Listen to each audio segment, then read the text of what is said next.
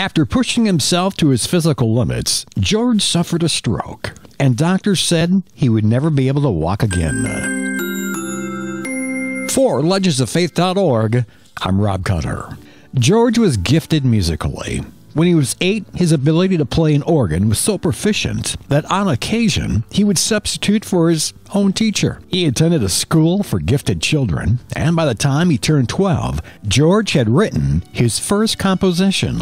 George went to college to study law out of respect for his late father, but he soon abandoned his legal studies and devoted himself entirely to music. He became a violinist and a composer in an opera theater in Italy. George mastered his musical skills and gained fame in the Italian opera. After his limited success, he moved to England and resumed composing operas. His work was not well received, and the money was drying up. For several years, George struggled to keep his creditors away from the door. After pushing himself to his physical limits by composing 4 operas within 12 months, George suffered a stroke. Doctors said he would never be able to work again, leaving his right arm temporarily paralyzed. Through prayer, he quickly recovered, and soon thereafter, a group of Dublin charities approached George to compose a work for a benefit performance. With that, George began writing and composing music. For the next 24 days, his soon-to-be masterpiece was completed.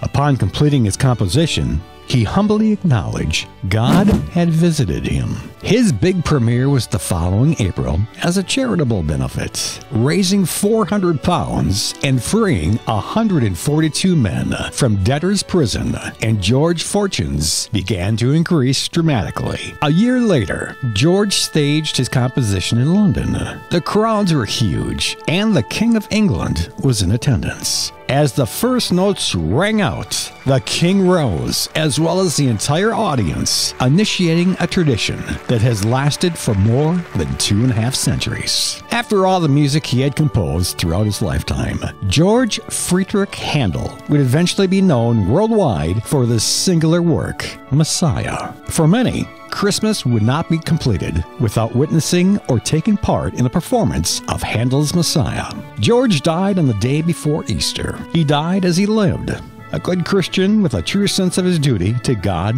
and to man. For more stories like this and for ways to donate, visit us at legendsoffaith.org.